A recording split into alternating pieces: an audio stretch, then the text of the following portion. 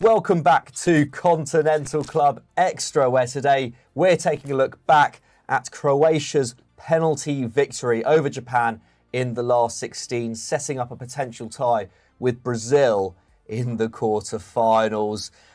Boys, thanks for joining me today. You're welcome. Contractually obliged. Yeah, so, true. Very true. But yeah, an interesting game, I think, between these two sides. Sad to have seen Japan go out, Henry, because they were one of the stories, or are one of the stories of this World Cup, aren't they? Yes, absolutely. I think every neutral was probably cheering them on in this game. Don't get me wrong, I kind of rate the businessman-like approach of Croatia through this. Back in a penalty shootout, back in extra time, got through once more. You can't really, they just looked far superior in that penalty shootout, didn't they? They looked like they knew exactly what they're doing.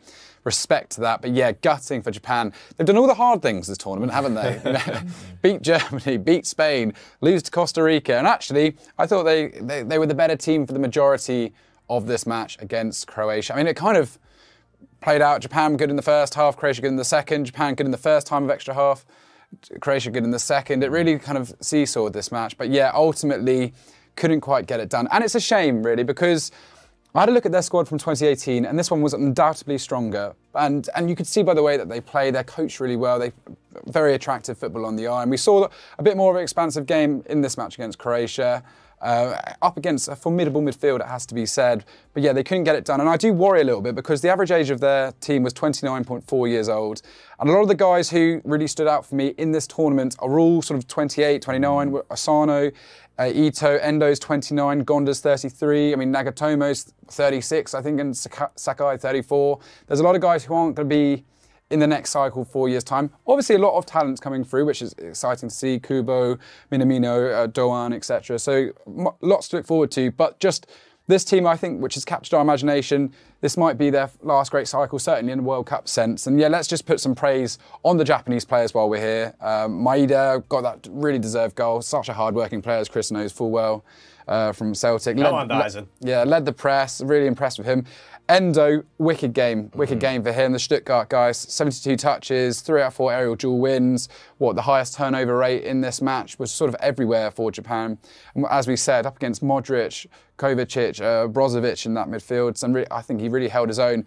And a lot of these players, Stuttgart are in the relegation zone in the Bundesliga at the moment. Asano plays for Bochum, also near the bottom. Yeah. Yoshida, who I think had a great tournament going, and a lot of people writ him off as a prospect. Also, I think 34 at the moment. This game, 6 clearances, 9 recoveries. He's averaged 6 clearances in every single game in the World Cup so far. I think a lot of people suggested he might be their flaw, but he's been really solid. And once again, he plays for Schalke, which is a thankless task this season, bottom of the Bundesliga. So yeah. Bundesliga took a real pounding in that section. Well, it just, the lower teams, but it just showed that when they come together and they play for this Japan side, what an excellent team they are. They had their, really impressive, just showed a little bit of an experience in the penalty shootout, and that's where Croatia pounced. But yeah, lot of positives to be taken from this game. This tournament. It's just a pity that they won't be going any further. Yeah, absolutely. I think Doan needs some flowers as well. Great in this game, all action, great ball in for Maeda's goal, and a great block/clearance kind of towards the end of the match. I can't remember who was bearing down on it. It might have been Brozovic in the box. But as sad as it was for Japan going out, Croatia, they just know how to get the job done at this stage of the tournament, don't they? Personally, I don't think Croatia have been particularly impressive at this World Cup, at least compared to previous iterations of this side. Obviously, Modric continues to amaze, doesn't he? They've got legs out of these But players. I mean, their experience is just ridiculous. 6 of the last 7 knockout games, at tournaments have gone to extra time for them. They won 2 penalty shootouts, of course, on the way to the final at Russia 2018. En route to that final as well, they went behind in every single game. Obviously, they went to extra time, didn't go to penalties with England that time. But to come back from a goal down once again and take it to penalties, Hamel, who were the key players for you in this game from a Croatia perspective? Yeah, I like Japan's performance in this game, but I think they were probably only the better side for the first 45 minutes, and then Croatia really wrestled control from them in the match. I mean, the stats by the end read of a very even game, 13 shots to 17 in Croatia's favour, although Croatia had a lot from distance. The XG was around 1.2 to 1.5, so not a lot between them in terms of clear-cut chances.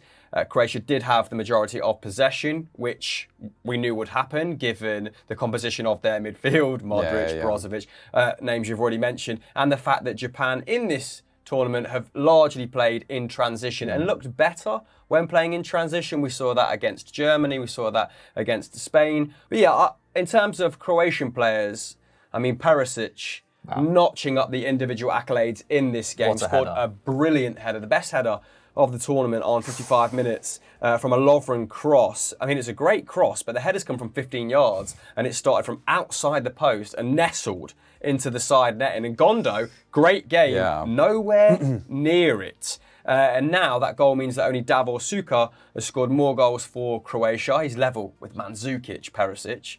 That's the sort of company he's keeping in that regard. And only Modric and Dario Srna have more caps, than him at current. He's on 120. Part of me expected to see Dario Srna at this tournament because he's just he's been at every tournament for the last 20 years, effervescent, but not there, no. 10 goals now at major tournaments for Perisic as well, which is a record for his country. So what a servant he's been. In this game, had moments where he was impactful, not necessarily on the ball all the time like a Brozovic or a Modric, but used his time on the ball well. I think only completed 2 passes into the final third, which are emblematic of the fact that he was expected to be the one to receive the ball in those advanced situations. 5 shots, 2 on target. Ultimately came off, didn't he, for one of Orsic or Lavaya after 105 minutes. But yeah, he'd left everything out on the field by then. And I also want to put some shine on Dejan Lovren. Not something that's happened an awful lot on either one of our channels across the last 5 years. But in this match, he was Croatia's Yoshida, right? There was 2 real standout defenders, Yoshida, Lovren. He was the stalwart in that back line, back 4. 89 passes completed, 9 passes into the final third. So, I mean, him and Gavardio were really trying to pick out people on the flanks. A lot of this game spent in wide areas. Clearly, their remit was to hit those corners and try and win the second balls. But yeah, they found a lot of feet with those long balls as well. 6 heady clearances. That was 5 out of 6 aerial duels won as well. And 7 ball recoveries. So did the dirty work, did the dog work, as you'd expect, with a little bit of class as well. Which that cross did show.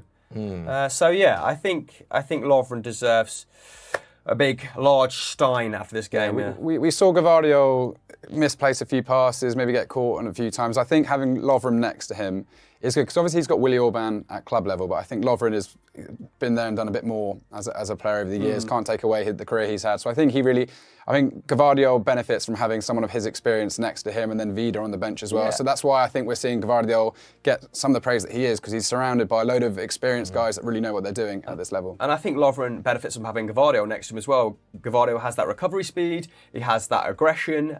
He's obviously expected to be the more aggressive defender, the one that steps out while Lovren sort of mops up behind. And then he's got people like Juranovic next to him as well, who for Celtic plays as an inverted fullback, very comfortable on the ball, very comfortable at picking it up from him, progressing it up the pitch. So they're a tidy little unit in defence. And I'll save the goalkeeper chat for you, mate, because he was pretty special in the penalty shootout, wasn't he? Yeah, fantastic. I mean, we were going to get onto him. Just the ultimate hero. I mean, as great as Japan had been this tournament, they were terrible with their penalties, weren't they? I mean, just nowhere near powerful enough.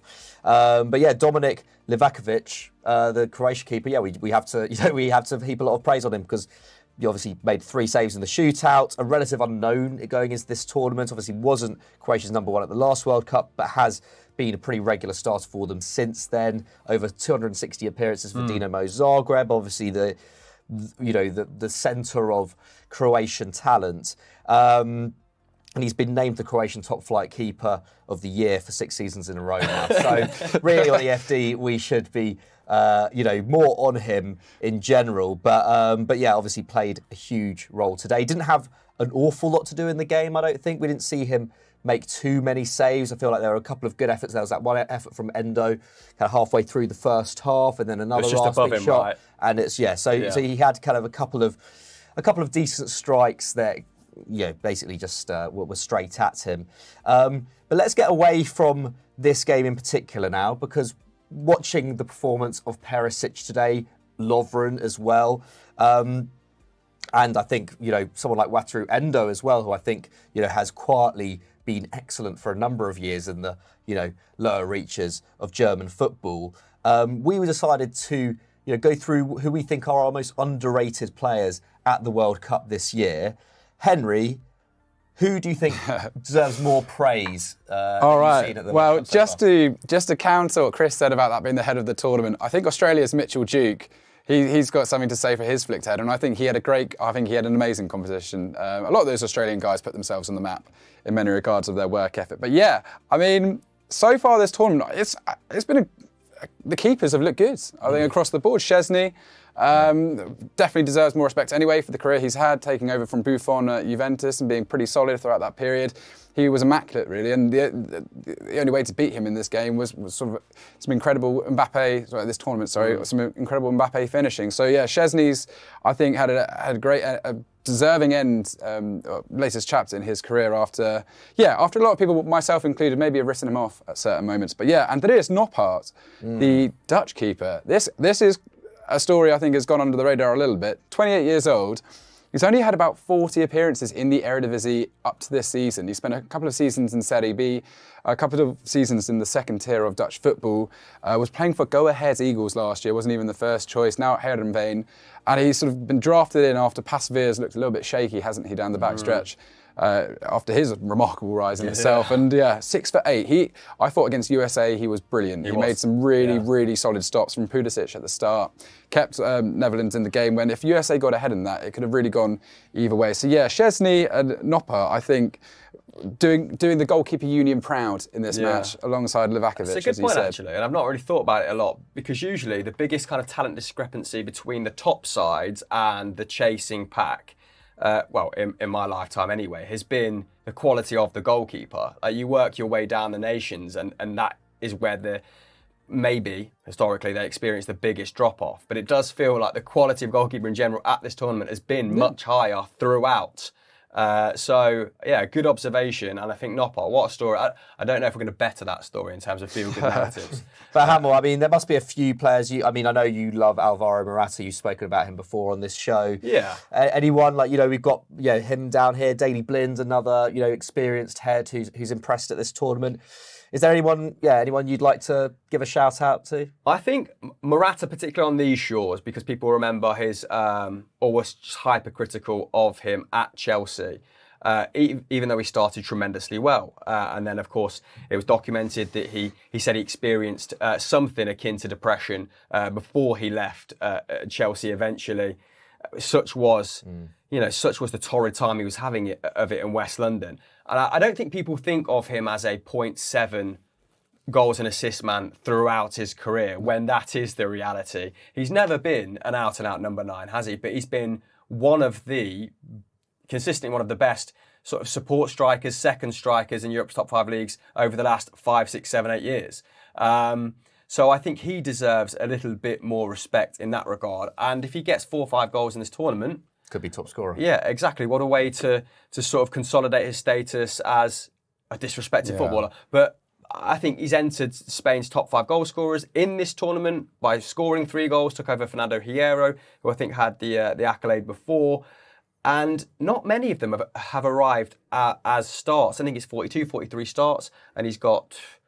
I've forgotten now, but I want to say around 29, 30 goals, but with assists, it's much more impressive as well. Great from him. Some of the other names that we could go through, Mohamed Kudus, I think he was a relative unknown before. It wasn't that people didn't, put enough shine on him. It was just they didn't know about him. 5 goals in 5 starts for Ajax. I think his value is going to go through the roof. Yeah, Daley Blind, just consistently one of the best passes and progresses the ball in Europe's top 5 leagues, can do it on the international stage still. They've found a way to compensate for his lack of pace, his lack of mobility, but by playing him as a wing-back in that side.